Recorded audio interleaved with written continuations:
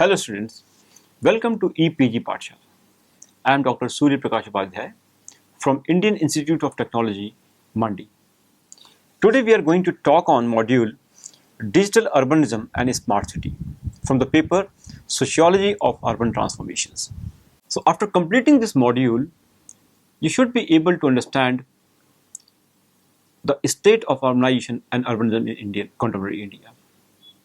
In this module, we discuss what does smart city mean to government, businesses and people, and why do we need to make Indian cities smart. The module further discusses how smart city is being conceptualized in urban studies and look at the idea, vision and agencies involved in developing smart city. We will be discussing the role of technologies and e-governance in the making of a smart city. Lastly, we discuss the limitations of the idea of a smart city. So we need to ask some questions before we move on to discuss about smart city and how a smart city is being conceptualized and understood. Why do we need to focus on city and why a smart city concept and effort in developing a smart city is required? What are the visions behind a smart city? How can we make cities more inclusive with the use of technology when cities already are experiencing splintered urbanism? Who is going to get benefited out of a smart city? And how sociology, or for that matter urban studies as disciplines of knowledge, understand smart urbanism and digital cities?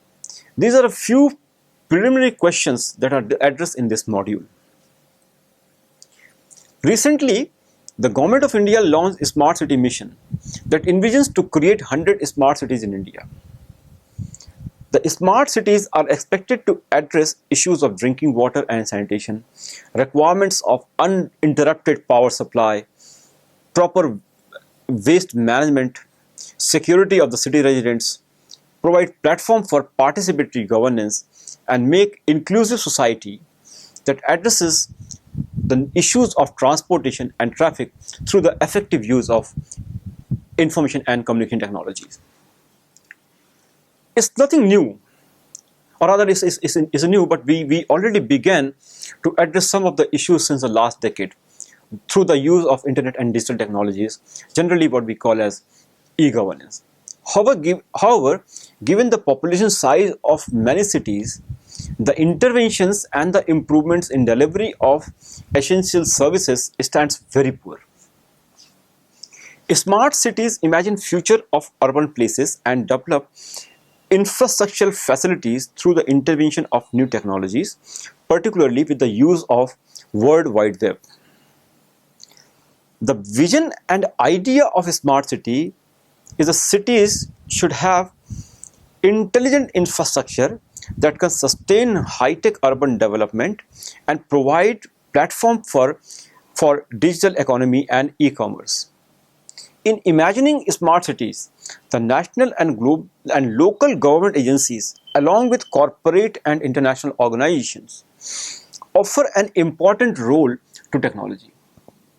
In fact, in a smart city, technology is the primary driver of urban growth and development. It is being argued by national and international agencies that technology has the capacity as well as capability in renewal, rejuvenation, and making of resilient and sustainable cities. However, with new imaginations of cities and involvement of new technologies in urban growth and development, a new language of cities and city development emerges. It is being estimated by various organizations that Indian population will swell in the coming decades. McKinsey's report asserts that by 2030, the urban population in India will be 590 million, which is around 380 million as per 2008 estimates. But if you look at the quality of life in urban India, it's very, very poor. The essential services provided by the city management councils and corporations are often cornered by the rich. The populations living in the slums in Indian cities is quite high, and more than 25% of urban population lives in slums in Indian cities. The quality of life in urban India is poor, as I said, and according to the World Health Organization, 13 out of the 20 most polluted cities in the world are in India. The cities in India contribute over 60% of the country's GDP and 80% of tax revenues. It is being envisaged that if properly executed, Indian cities in the coming decades can contribute up to 70% in the GDP of the country. Therefore, given all this varied situation, it is required to invest in developing infrastructure capacities so that cities can bear the pressure of rising urban population and contribute in the economic growth of the nation. At the same time, becoming an inclusive city. The government has approved around 1 lakh crore rupees to be invested in order to upgrade the cities to the status of smart city. Apart from it, to rejuvenate other cities, the government of India has allocated rupees 50,000 crore under the project Amrit. In the new agenda of urban growth and redevelopment, smart cities emerges as a solution to current urban conditions, be it technical, political, economic, and social. To counterbalance the early problem-solving perspectives, scholars have called for a more critical analysis to the problems and potentials of smart urbanism, pointing to the need to acknowledge its rollout as fundamentally a political endeavor, the relevance of exploring both its normative nature and the possibilities of alternative models, and the value of advancing a comparative approach when unpacking smart urbanism across varied geographies. For last couple of decades, India has been trying to transform its cities and took several initiatives to provide better services to urban residents, such as e-governance. So despite aspirations to remake its metropolises through economic liberalization, governance reforms, and attracting foreign capital, India's cities faced numerous burdens, lacking the financial, technocratic, and governance capacities to accommodate fully urban citizens in a prosperous, equitable, and just manner. Cities are given a primary role in country's economic prosperity. However, it suffers from adequate planning deficiencies, informalities, illegalities, improper land use, and misgovernance. In the early decades of the last millennia, the megacity scheme was rolled out for Bangalore, Chennai, Hyderabad, Kolkata, and Mumbai. The scheme was hamstrung by funding shortages over its 10-year lifespan. Later in the year 2005, Indian government launched ambitious Jawaharlal Nehru National Urban Renewal Mission, that is called as JNNURM. While designed to transform urban governance and service delivery by increasing budgets and developing authority to urban local bodies, it showed that merely increasing funding for urban policy was insufficient unless local actors were empowered to implement policy. Ananya Roy, whom we have discussed at length in other modules such as in informal settlements and theorizing informalities, she aptly titled her research paper Why India Cannot Plan Its Cities, and highlights the contradictions of current urban development and urbanization. If you happen to look at cities in India, you'd encounter a number of issues which probably remain outside the purview or capability of smart city. For example, the urban mentalities and attitude towards people and services. We will be elaborating this in a short while, but for this moment, we need to remember this. For most of the urban residents, the day starts with struggles. And this struggle is a struggle for water supply, a struggle for power supply, sanitation, and so on. So why do urban residents require power inverters or water purifiers in the first place? You can ask this. Is it not a failure of governance? How is technology going to address insufficient resources that most of the Indian cities suffer from? In the next few minutes, we'll discuss how in this module that the usual scene in Indian cities and how urban residents confront with these everyday life issues. Let us take a few cities as example to highlight issues of urban life in India. Bangalore, Hyderabad, Mumbai, Delhi NCR, Kolkata, or for that matter any city in India is expanding. The question is, what is the direction of growth in Indian cities? Is it inclusive, accommodative, equitable, or is it producing a splintered urbanism? The urban growth in India has certainly splintered the cities, wherein new parts are developed, particularly in peri-urban locations, while the old parts of the cities often suffer from neglect and mismanagement.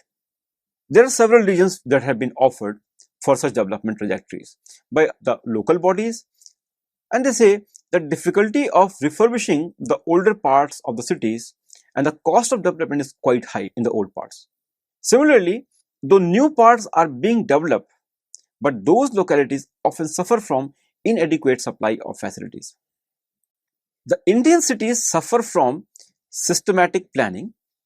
In fact, the planning is not done keeping the future burden in mind. Most of the times, the planners devise plans to address current needs of the city. Ananya Roy summarizes a paper by Sen Gupta on the developments that have took place in Bangalore for some time. Sen Gupta writes, Ananya Roy paraphrases it, that while the city of Bangalore had built a new airport that is modeled after the Zurich airport, a whole set of planning failures accompanied this infrastructural investment. The airport was located 21 miles outside the town, and the roads that connect the city center to the airport has not been widened sufficiently, and that also accommodates the traffic also. The city water supply had not reached the airport area, and so the shops, office towers, and other developments that were supposed to surround the airport had not yet been built. Ananya Roy offers several reasons behind such urban growth. Roy says that India's urban growth is so dramatic that it consistently outstrips even the most perspicuous planners' vision for it. She says that Indian planners consistently underestimate infrastructure and service needs. They fail to future-proof by planning for unseen growth. Further, she says that the new Bangalore airport is a symbol of a new planning regime in India, of a paradigm shift from state-run infrastructure to infrastructure that is built and managed by private developers that often get the monopoly also. With the involvement of private players, management of cities complicates further and thereby producing splintered and urbanism. The neoliberal capitalist regimes and their engagement in the management of the city bifurcate the cities. The housing complexes, roads, and other essential facilities built by the private players focus on the burgeoning urban middle class working in the service sector. As Goldman notes, that Bangalore is being increasingly planned, if not by the private developers, then by international finance institutions such as the World Bank and Asian Development Bank, who are pouring thousands of millions of dollars into road expansion, water and sanitation projects, and municipal reforms. Because these globally competitive high-tech firms make demands for world-class services. For example, 24/7 water supply, power supply, fast transport, a responsive and accountable state bureaucracy, and the fully accessorized housing complex. Apart from planning failures, illegalities, and inequalities, Indian cities suffer from various other issues such as road congestion, improper water and power supply, lack of sanitation, and so on. The rising number of automobiles create issues for traffic jams and air pollution. The quality of air in most of the cities is quite unsatisfactory. Similarly, the failure of local governance authorities in maintaining water quality leads to several health issues. However, such failure boosts market and consumption. The best example in this regard could be water purifiers, water pumps, and inverters. Therefore, in order to develop a smart city, the government needs to consider these issues also. However, one may ask, what is smart city at all? What areas and basic services focused by city administration in such conceptualization? What facilities will be upgraded? How is local governance going to solve issues of water, air, power and sanitation in the city? What will be the role of citizens in a smart city? How the government is going to handle the issues of illegalities? How has smart city been conceptualized in social sciences also, that we also need to ask and we also need to understand? What does smart entail to in a smart city? What would be the role of ICT in governance? How ICT can address the issues of power, poor water quality and bad sanitation? Are there examples of smart city from other nations that we can replicate in India? In order to understand the concept of a smart city, these questions will be taken up in the next section. The idea of a smart city has several connotations and depends on use and reference to the term smart. Several synonymous terms are employed to refer to the intervention of ICT in the city and its management. A few terms like the digital city, virtual city, wired city, ubiquitous city, intelligent city, sustainable city, and so on are used quite frequently. Following this kind of fluidity, the government of India also suggests that there is no universal template of smart city. The concept can be employed variously and depending on the city to city. Kokia summarizes various terms used to designate smartness of city. Kokia suggests that the term smart city has at least dimensions. 1. Technology, 2. Human, and 3. Institutional. And different terms that are used to understand the smartness of city depend on the focus and primacy of these dimensions. Such as, if the focus is on the technology, then the terms like digital city, virtual city, information city, wired city, intelligent city are used, because the involvement of ICT can effectively transform the life and work within a city in a relevant way. And this is the kind of argument that is being made by who profess the higher role of technology. When we talk about the human dimension of a smart city, then it is based on people, education, learning and knowledge, because they are the key drivers for the smart city. Therefore, human dimension and primacy of human beings along with ICT refer to the concept of learning city and knowledge city and so on. When we focus on the institutional dimensions, and that is based on governance and policy, because the cooperation between stakeholders and institutional governments is very important to design and implement smart city initiatives, then these dimensions include the concepts such as smart community, sustainable city and green city. Hence, various names derive their names from these dimensions. So interestingly, there are several meanings and terms used to understand smart city and smartness. Therefore, there is no such universal definition or parameter to gauge the smartness of city. The only thing that we can say that the world is getting digitalized and the reach of information is increasing to several millions of people every day.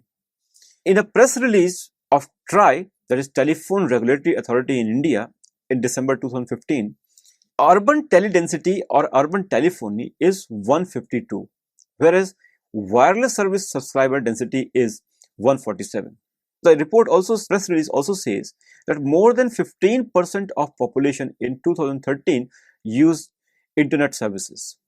If one looks at a few social media sites such as Facebook or Twitter, the number of internet users would be more than what TRAI estimates. According to FICCI and KPMG 2015 report, the internet penetration in India is around 19%. However, in absolute terms, this number is somewhere close to number of internet users in the United States. So therefore, India is very close to replace US as the second largest enabled market, with number inching towards 300 million internet users. The report also asserts that there were around 210 million users in 2014, which is going to touch 528 million in 2019.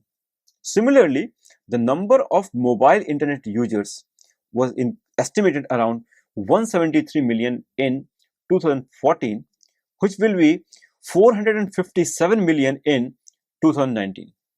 The government claims that there will be around 50 crore internet users in India by 2030.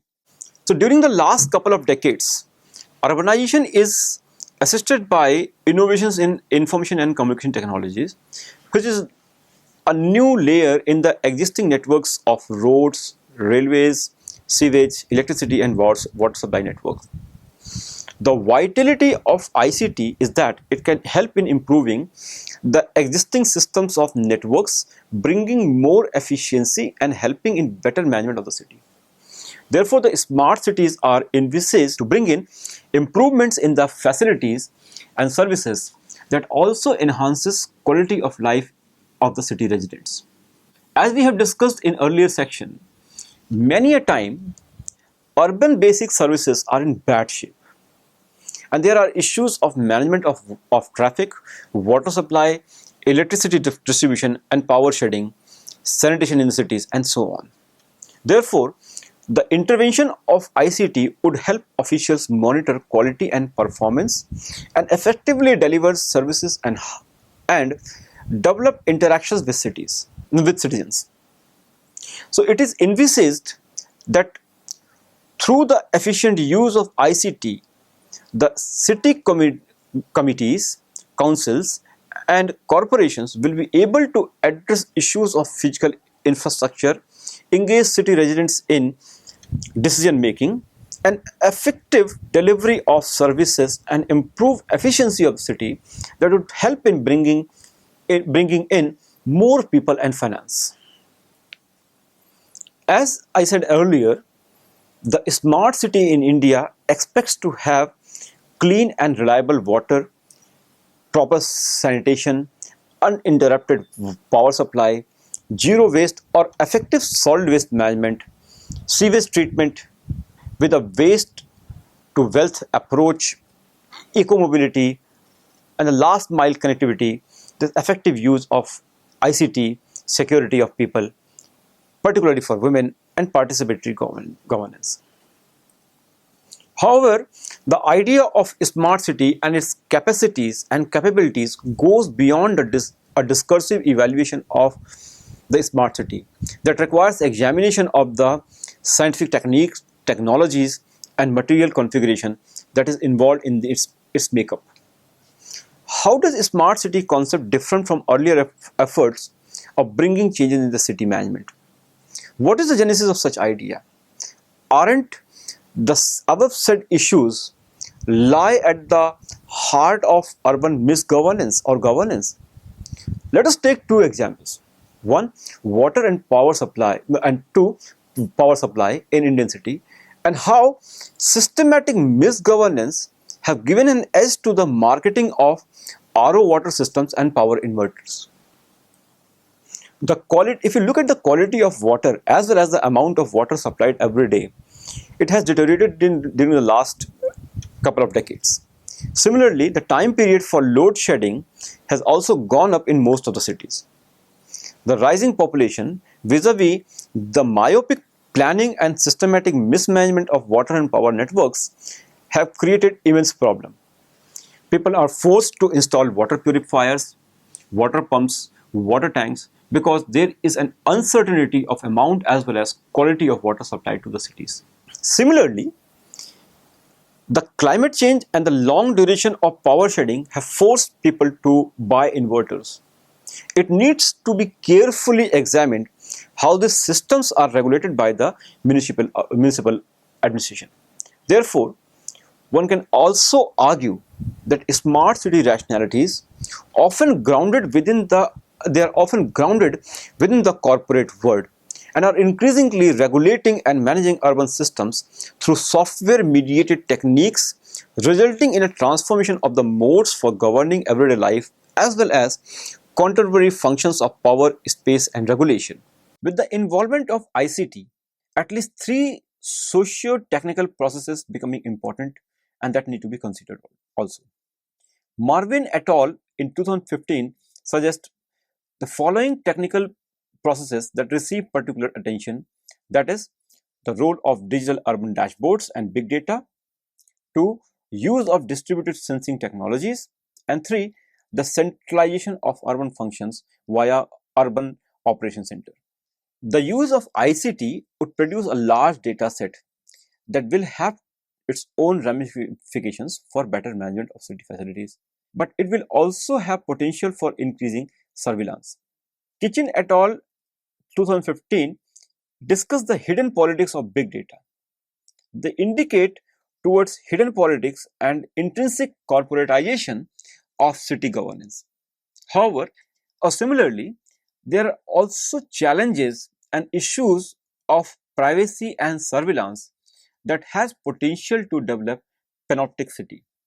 The emerging critical voices within this space are unpacking the power knowledge dimension of smart urbanism, the way in which techno-utopian discursive construct promotes neoliberal rationalities and specific private interest and its functioning as a Foucauldian technology of government and distance.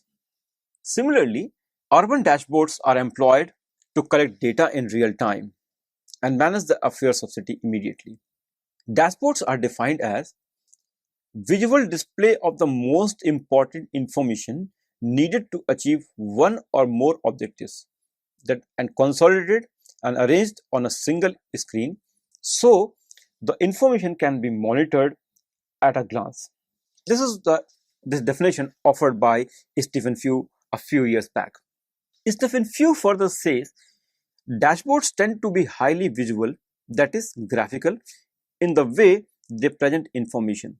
Not because it is cute or entertaining, but because when presented properly, pictures of data can be scanned and understood much faster than the same data presented as text. However, as Kitchen et al. Say that a city when seen through dashboard narrows down the way we know the city. Where the city is visualized, here in this case, the city as visualized facts put forward an instrumental rationality open to manipulation by vested interest, characterized by often unacknowledged methodological and technical issues. The centralization and optimization of urban function via integrated urban operation center, and this is an iconic technique of the smart city exemplified by IBM's Center of Operations in Rio de Janeiro, has unveiled the control room as a novel site for urban research with significant implications for how both infrastructure and city as a whole governed. Advancing such ways of operating in the city requires a form of simplification and standardization that threatens urban specificity, making all cities seemingly the same. Known as urban operating systems, these software packs not only develop novel and selective ways of seeing the city, but also sidestep its politics by reconfiguring problematic urban flows as a matter of operations and maintenance. The critical feature of smart urbanism is the consolidation and expansion of relatively novel ways of knowing and thinking the city.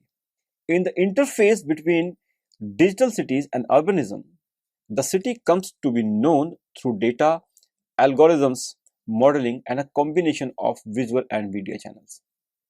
In critically unpacking this form of digital sustainability, scholars have examined the implications associated with this model.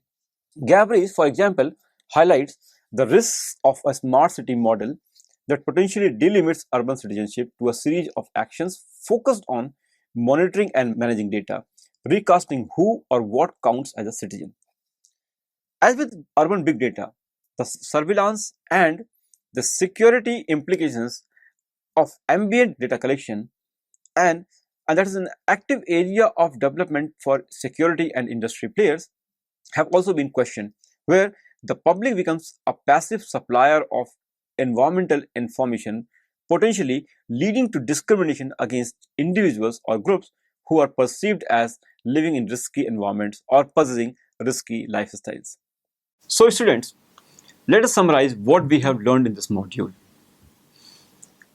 The smart urbanization is often projected following normative or teleological approaches as a solution brought to the present to deal with a series of urban maladies such as issues of transport congestion, resource limitation, climate change, and even the need to expand democratic access. So the shift from conventional to smart logics is accompanied by new expectations of network flexibility, demand responsiveness, green growth, new services, and connected communities. It also complicates the idea of urban and urban dynamism. There would be a new knowledge about the forms, dynamics, and consequences of smart urbanism. So in this module, we discussed various notions of smart city and how internet technologies are seen instrumental in creation of smart city. In doing so, we have also seen how smart cities are produced through networks of optic fibers and how ICT is related with the imagined production of city in contemporary times. The module discussed the relationship of internet and digital technologies with urban infrastructures and how ICT is placed in urban management and governance. As we discussed towards the end of this module, how urban big data and urban dashboards imagine city, how data collected could be used to manage the city, and what are the implications of such data on citizenship or the freedom of citizens, and how it enhances possibilities of surveillance and more control. Interestingly, it is the code and city that are closely related to each other. That is how city is translated in code and how that code shapes the city. Thank you.